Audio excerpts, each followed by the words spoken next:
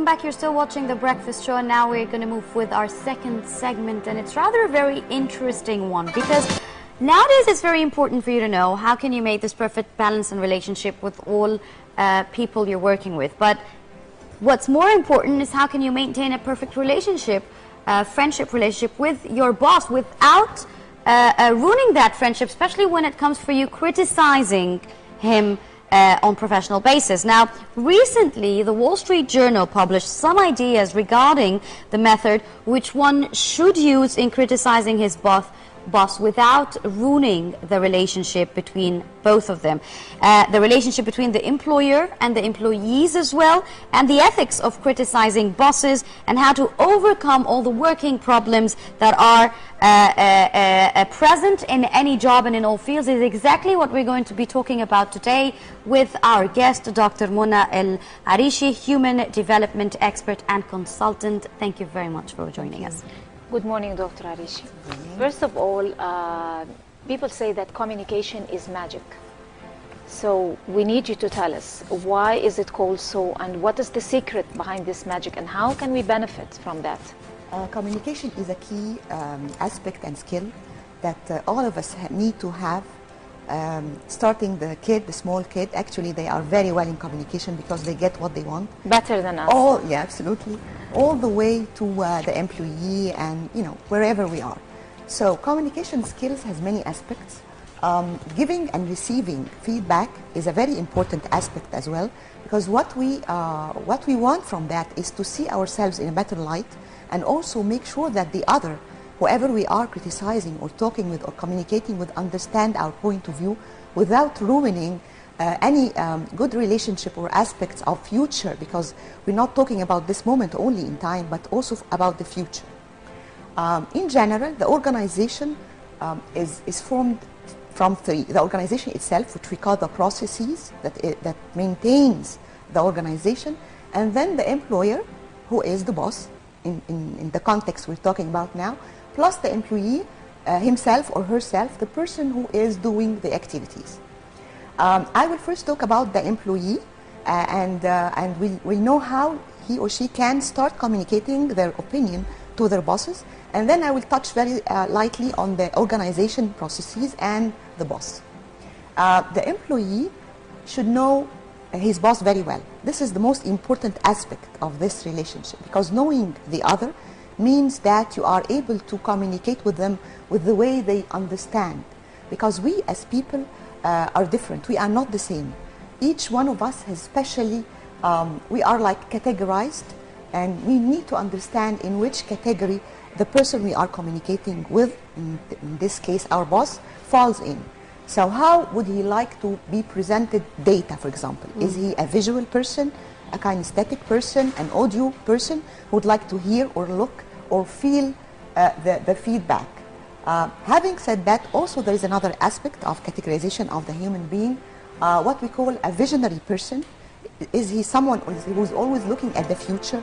He doesn't really have that importance on details, or he is like an executioner who likes to have things done better now, organizational and execution skills more, or maybe he is like a personal, like a feeler. He needs to have the aspect of emotional, mostly, focused on.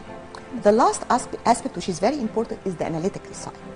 So being in which quadrant is very important. The employee has to understand the 4 quadrants and understand where the employer himself looks in which quadrant. Yes. Now, Doctor, while people are categorized, as you said, and there are different aspects that an employer should take into consideration when dealing with his boss, what can you tell us about the criteria of objective criticism? Okay.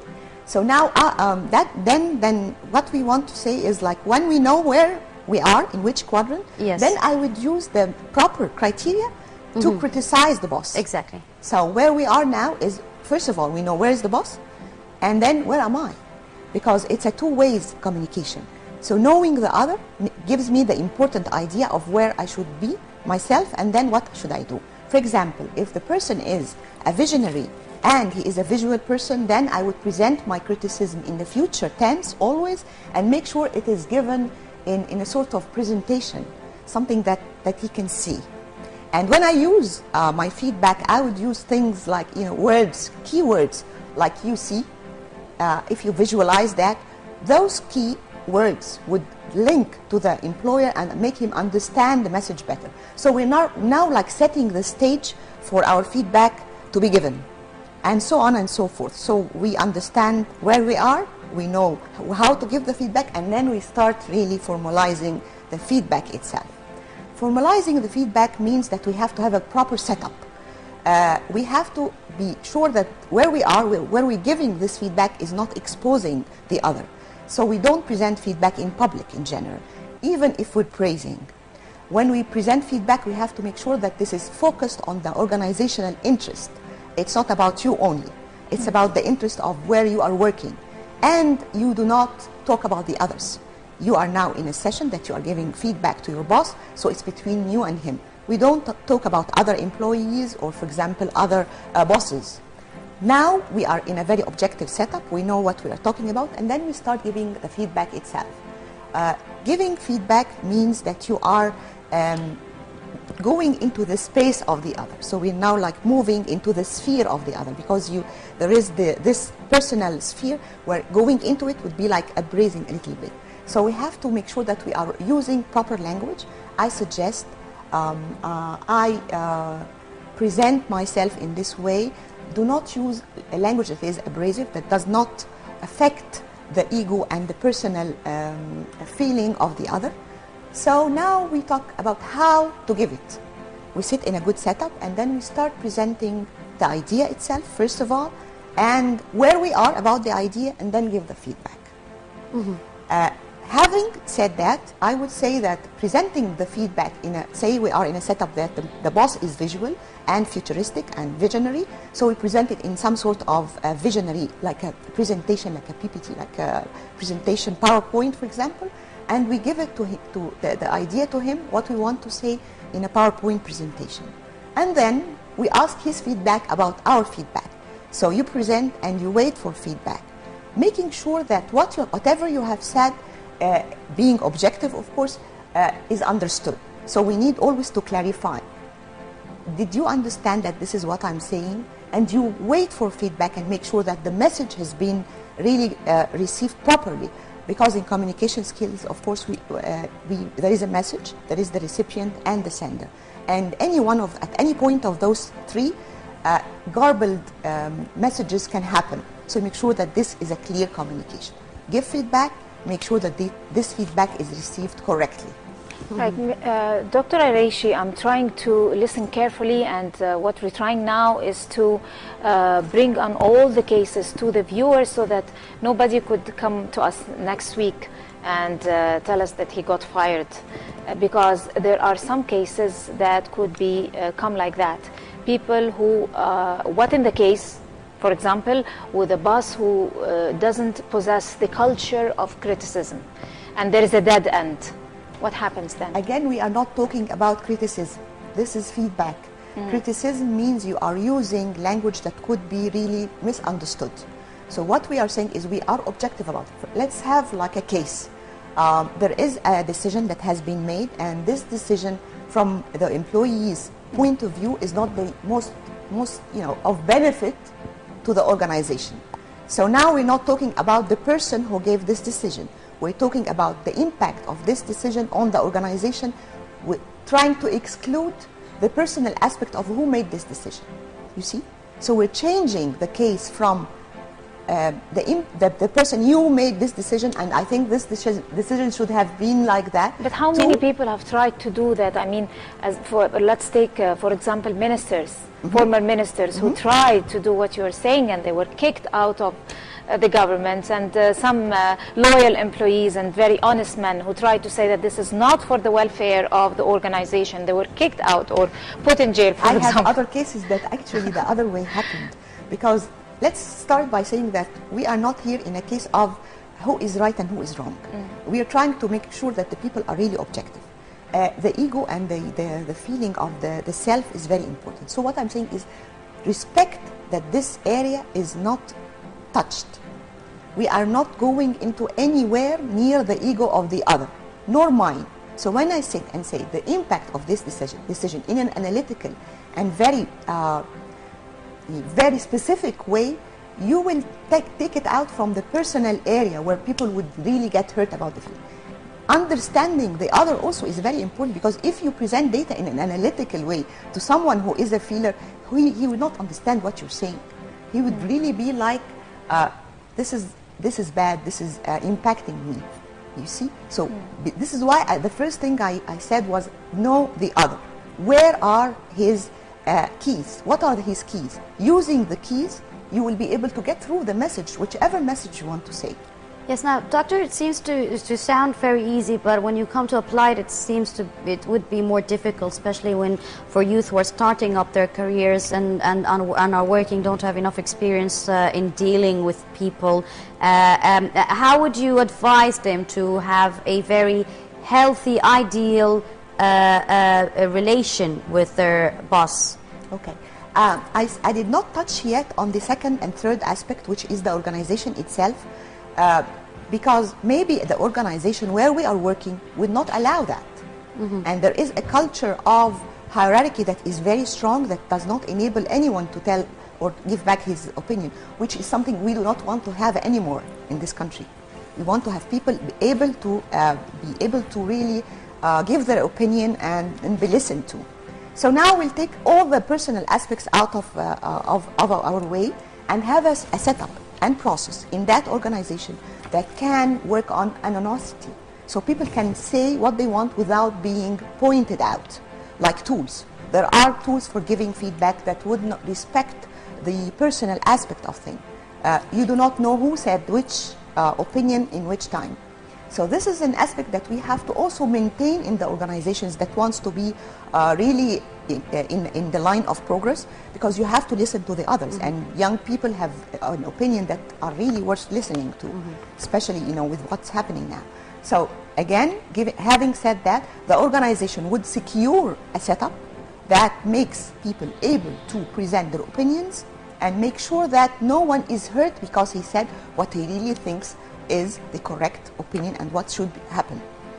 So working on the employee, we said know yourself, know the other, be able to present your data in an objective way, do not hurt the other listener. All those aspects should not really, those are really success factors. If you do that, you will not be fired, you will not be hurt. You as a young person would understand that you are saying the correct thing at the correct time. And then the processes will protect the person. And then let's talk about now the manager himself. And again, this is related to the processes of the organization. The boss's progress in an organization should be measured. One of the KPIs, the key process indicators of the success of a boss, is the feedback from his or her employees. In a multinational environment, this is very well implemented, and we need to learn the best practices happening anywhere in the world. So what happens is the manager has every year the opportunity to elicit feedback from the employees, and this feedback turns into a plan where he needs to work to improve himself.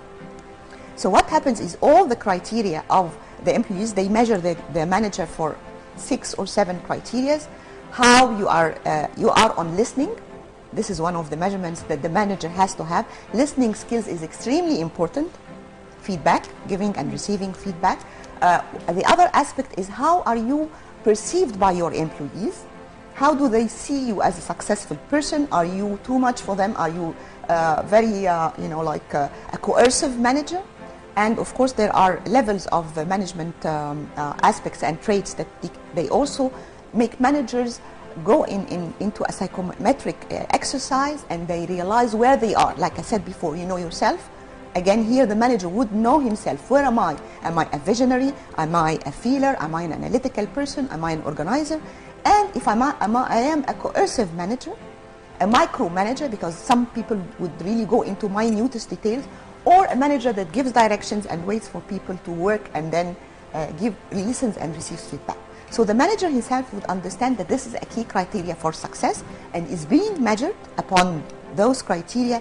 And when he receives the feedback, there is a development plan for the management.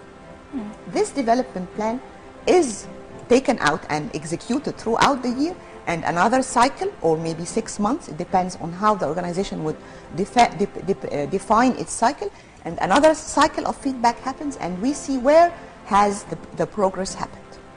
So again, it is not only the responsibility of the person giving out feedback, it's also the responsibility of the person receiving feedback. And to make sure that the persons are protected, we need to have tools. And those tools are very easy to find. They are IT tools available. People can give their feedback, again, objectively. And by the way, there are analyses that when a point, because at the end all the data is analyzed in a sort of way that nobody knows who is saying what, and it makes some sort of curve that this employee is in which area. Is he really, employer, I mean the boss, is in which area? Is he in a listening or non-listening?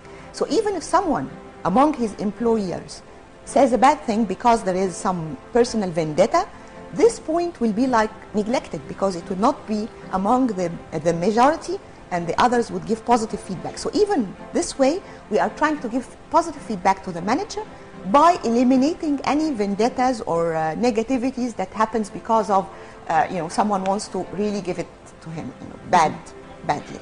Right, I guess that's very helpful note. We're going to end it here with Dr. Mona Larishi, Human Resources Expert. Thank you very much for coming. Thank you very much for joining us on The Breakfast Show, and thank you, of course, for the very important healthy tips. Thank you. Okay, this brings us to the end of our Breakfast Show episode for this morning. I'm Yasmin Bakir. I was joining you also. It was lovely working with Dina Hussein. Thank you very much, Dina. Here, Yasmin. Thank you very much. And I guess this is where we ended. And until we see you again tomorrow with another new crew, that's a goodbye.